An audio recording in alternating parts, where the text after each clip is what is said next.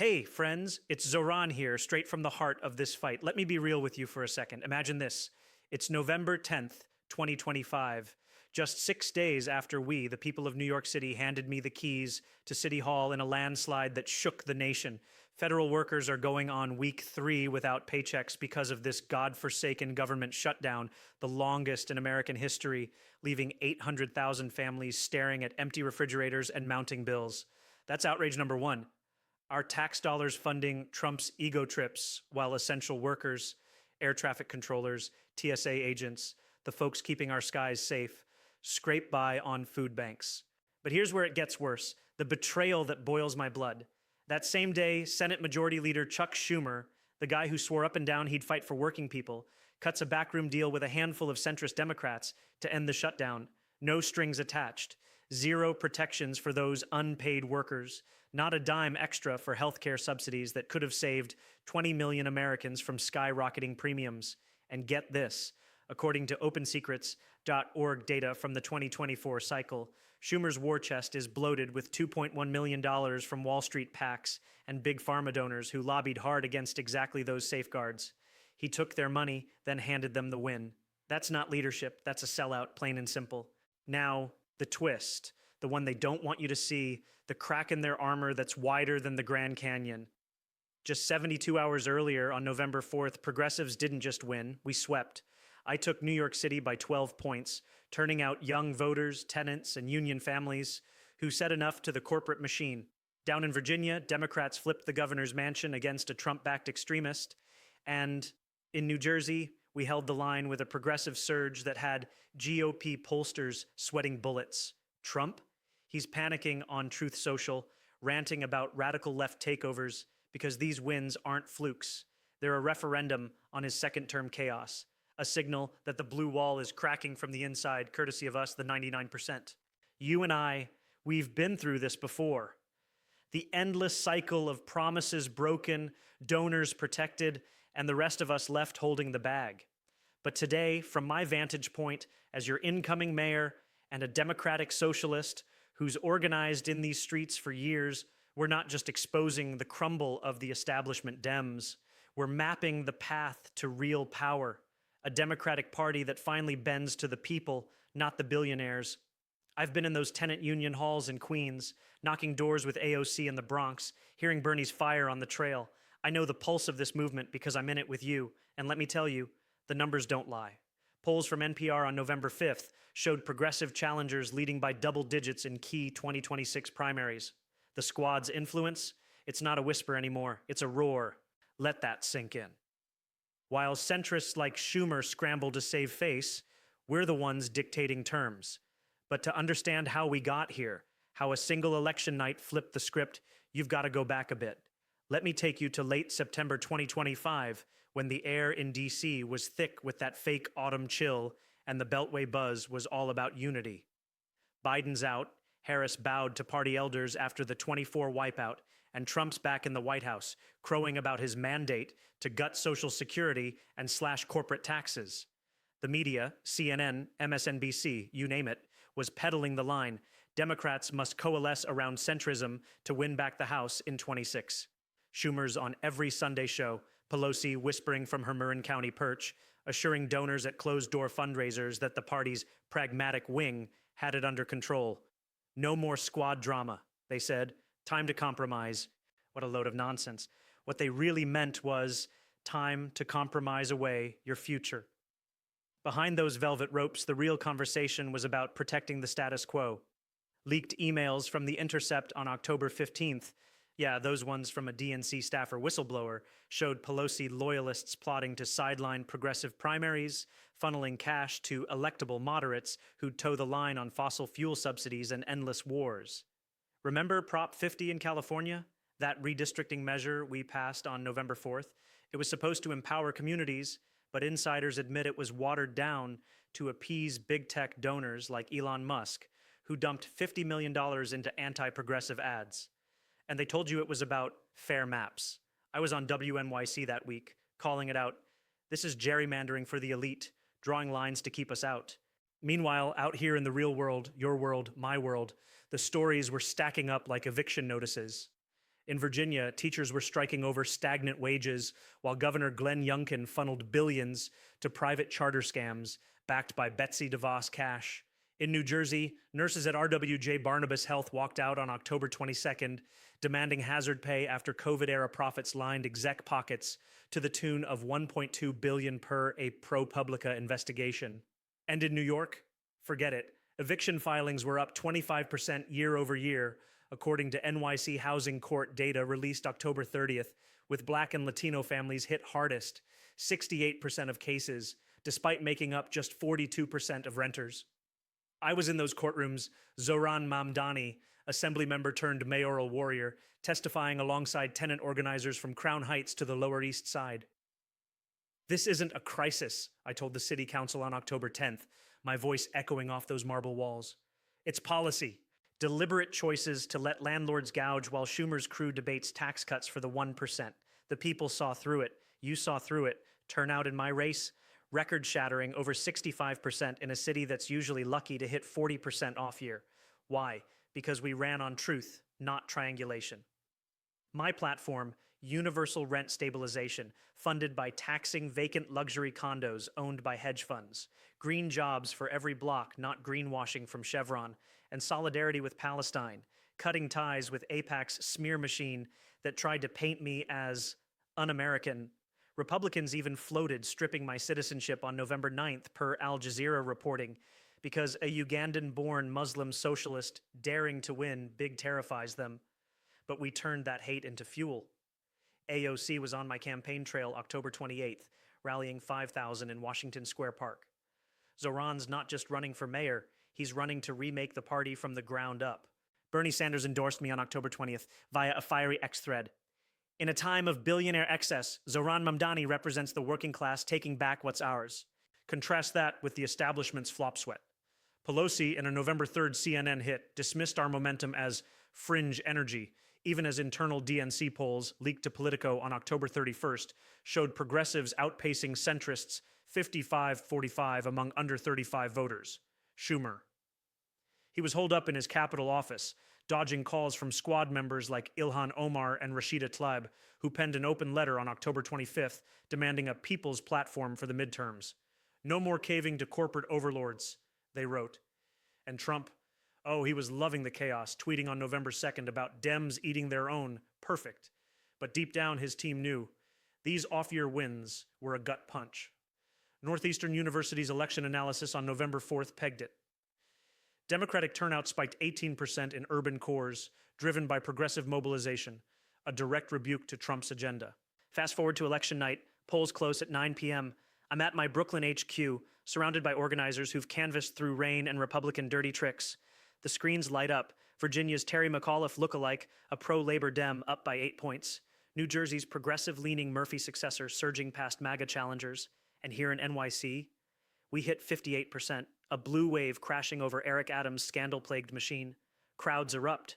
I'm hugging my mom, who's flown in from Uganda, whispering, "We did it, Mama," for everyone who ever felt locked out. But across the river in D.C., the panic sets in. By midnight, Axios is buzzing with anonymous Schumer aides admitting, the base is gone. Progressives own the narrative now. Within 48 hours, by November 6th, the fractures show. Centrists like Joe Manchin's spiritual successors in the Senate start floating shutdown compromises, but without the worker aid progressives demanded. Omar's on MSNBC, November 7th. This deal betrays the very families who turned out for us last week. Donations dry up. FEC filings show a 30% drop in centrist PAC hauls post-election, per a Reuters breakdown on November 8th. And Trump? He's unhinged, holding a Mar-a-Lago rant on November 9th per Fox Clips, blaming socialist invaders for the Dem rebound. But here's the data they can't spin. Gallup's flash poll on November 10th has Democratic favorability up 7 points among independents, all thanks to our sweep. Stack it up, real estate donors who bankrolled anti-rent control ads in my race, they're reeling, with NYC filings showing a 15% dip in luxury listings overnight. Wall Street Journal op-eds on November 11th whine about investor flight. Good, let them flee. We've got the momentum. Squad-backed challengers like Cori Bush's protégés polling 10 points ahead in Missouri primaries per Data for Progress surveys released yesterday. Now here's what they tried to bury, the smoking gun that ties the shutdown sellout straight to the election earthquake. On November 12th, just today, the New York Times drops a bombshell. Internal memos from Schumer's office, obtained by progressive investigators, reveal that the shutdown deal was rushed precisely to blunt our post-victory push for a justice budget, one with $500 billion in worker relief and green infrastructure. They knew if they waited, we'd force amendments. Pelosi's fingerprints, all over it, coordinating with DNC operatives to quarantine our wins as local anomalies. But you and I know better. This is national. This is the crumble. You know, friends, that New York Times piece this morning? It's not just a story, it's a confession. Those memos lay it bare. Schumer's team, in a frantic scramble post-election, drafted the shutdown deal to neutralize progressive amendments before we could even catch our breath. They knew our sweep on November 4th wasn't some fluke turnout in blue bubbles. It was a tidal wave of rejection, crashing against the walls they've built to keep us out. And let me tell you, as someone who's knocked on those doors, felt the exhaustion in voters' eyes after months of shutdown pain, this is the moment the machine starts to rust. But here's the thing they don't want you to grasp yet. The layers of this crisis run deeper than one rushed vote. We're talking about a Democratic establishment that's not just fractured, it's hemorrhaging support from the very base that dragged them back from the 24 abyss. Think about it. While I'm here in my Astoria office, sifting through constituent calls about families skipping meals because SNAP benefits are frozen mid-shutdown, Pelosi's on a donor call with Big Pharma execs, per a ProPublica report from November 9th. Those same execs who funneled $15 million into centrist PACs during the cycle, according to OpenSecrets.org's latest filings. It's not coincidence. It's capture. The party's brass, beholden to the very forces we elect them to fight, chose donor comfort over worker relief. And now, with the shutdown resolved on November 10th, Senate vote 60-40 as CNN broke it, without a single concession on backpay for the 800,000 feds who went unpaid, or extensions for those ACA subsidies that shield $20 million from premium hikes. That's not compromise. That's capitulation. Let that sink in. We're on day 41 of this farce when the gavel finally drops. And what do we get? A continuing resolution through January 30th, 2026, that locks in Trump's firing spree. Yeah, those mass layoffs of federal workers he bragged about on October 15th, calling them dead weight. Reversed, sure, but only after progressives like me and the squad threatened to tank the whole deal. Ilhan Omar was on the floor November 9th, her voice cutting through the C-SPAN static. This isn't ending a shutdown, it's enabling the chaos that got us here. Rashida Tlaib followed up on X that night, racking up 2 million views by dawn. Dems caved again, workers unpaid, families hungry, and Wall Street toasts with champagne. Justice budget now. The emotional rawness? It's palpable. Betrayal isn't abstract. It's the single mom in Virginia Beach, furloughed from her VA job, choosing between groceries and gas because Spanberger's win, historic as it is, couldn't pierce the DC bubble fast enough. Now let's peel back the next layer, how this shutdown wasn't just bad policy, it was a pressure cooker for the fractures we've seen bubbling since 24. Go back to October 1st when the funding lapse hit. Trump, fresh off his inauguration flex, demands a wall of spending cuts, $2 trillion over a decade, gutting everything from EPA enforcement to IRS audits on billionaires. Republicans in the House, led by Speaker Mike Johnson, dig in, but it's the Dems' response that exposes the rot. Schumer, with his $2.1 million Wall Street haul from the 24 cycle, Goldman Sachs alone dropped $450,000 per FEC data, signals bipartisan talks, but ghosts the progressive caucus on key asks. We're talking the $500 billion justice budget push, universal childcare pilots, green retrofits for public housing, debt relief for the $45 million crushed under student loans. AOC laid it out in a viral thread on October 20th. Shutdowns are class warfare. Elites feast while we fast. Time to fight or fold. By October 25th, Tenant strikes ripple from NYC to Newark, over 10,000 joining DSA-led actions, as reported by Jacobin on the 27th. That's us, the people, filling the void the establishment left. Contrast that with the power suites. In those mahogany boardrooms at 1600 Pennsylvania, Trump's war room is a circus. J.D. Vance barking at aides over falling poles. Elon Musk tweeting shutdown efficiencies that mask his SpaceX contract grabs. But flip to the DNC war rooms in D.C., and it's no better. Consultants, paid fat retainers by real estate PACs, advising centrists to wait out the base. Leaked audio from a November 2nd strategy call, dropped by The Intercept on the 7th, catches a Pelosi advisor sneering, "Let the squad vent. Come January, we'll primary-proof the midterms. Vent, that's what they call our roar." By election eve, the panic's electric. Internal DNC memos, cited in Politico's November 3rd scoop, show favorability for establishment Dems tanking, down 15 points among under 40s since September, per their own Data for Progress surveys. Why? Because voters aren't buying the pragmatism line anymore. Spanberger's pragmatism over partisanship speech in Richmond? It lands because she's tying it to real pain. Virginia's federal workforce, 8% of the state economy, decimated by Trump's RIFs. But even she nods to our playbook, pledging in her November 5th victory remarks. No more half measures on affordability. We're taxing the top 1% to fund relief now. And Sherrill in Jersey, same story. Her landslide 55% to Chiatarelli's 42%, with 91% of votes in by midnight per NYT exit polls, isn't just anti-Trump fury. It's pro-people momentum. Early voting surged 22% over 21, driven by young Latino and Black voters in Hudson County, who flipped hard blue after Trump's ICE raids, spiked deportations 30% in Q3, as per ACLU trackers.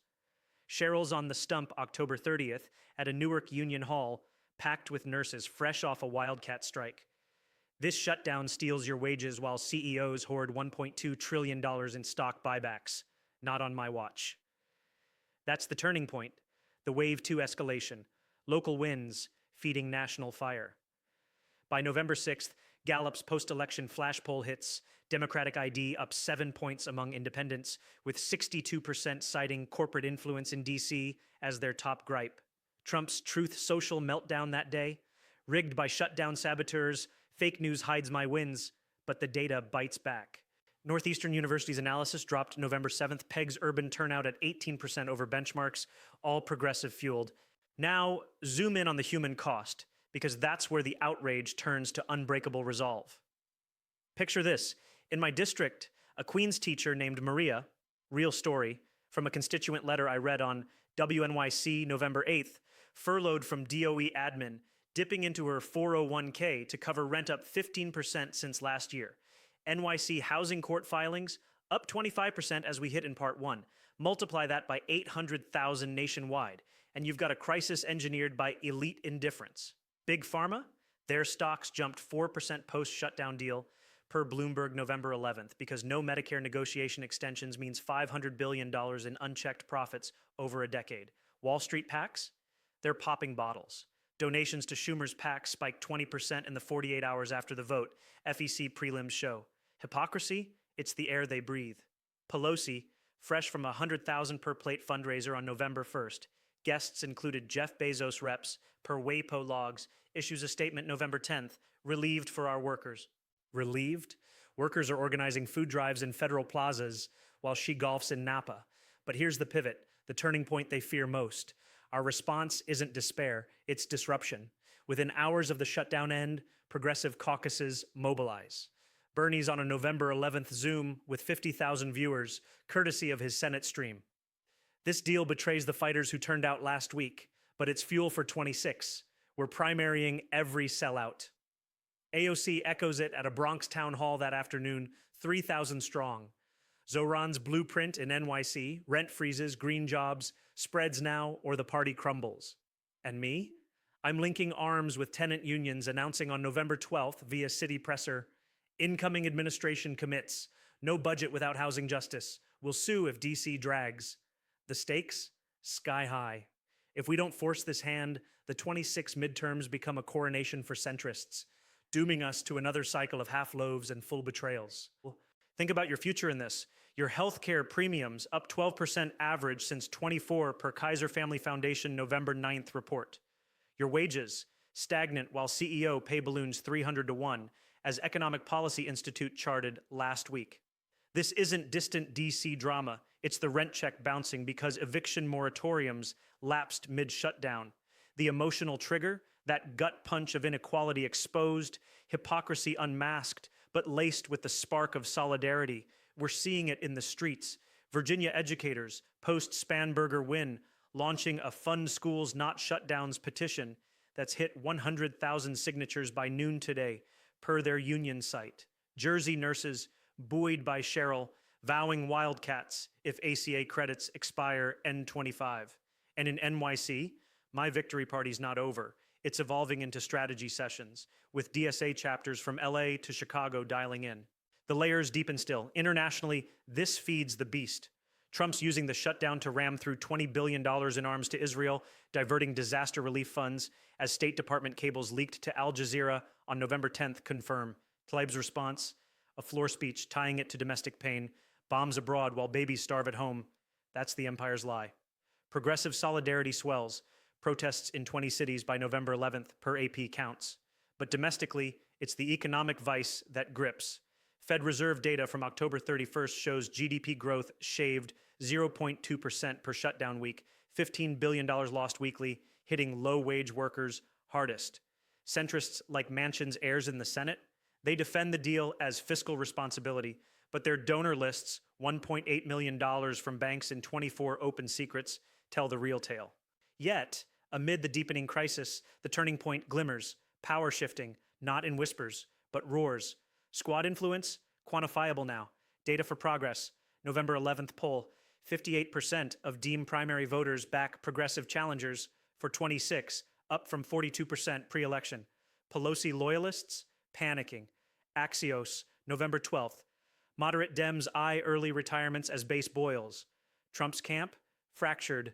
Vance on Fox. November 11th, admitting, we misread the room on shutdown pain.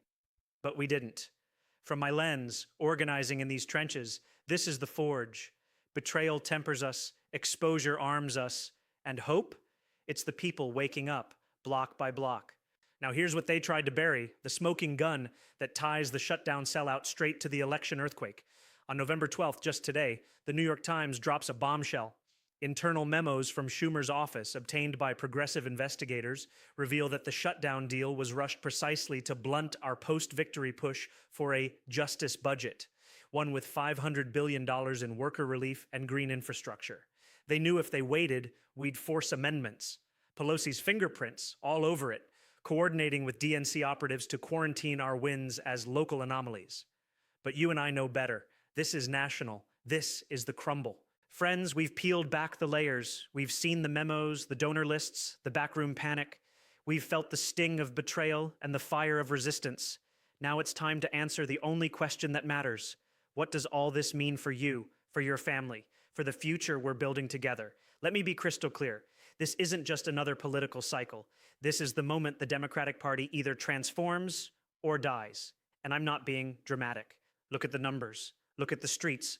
Look at your own life. The deeper meaning. First, the establishment's collapse is structural. It's not about one bad vote or one weak leader.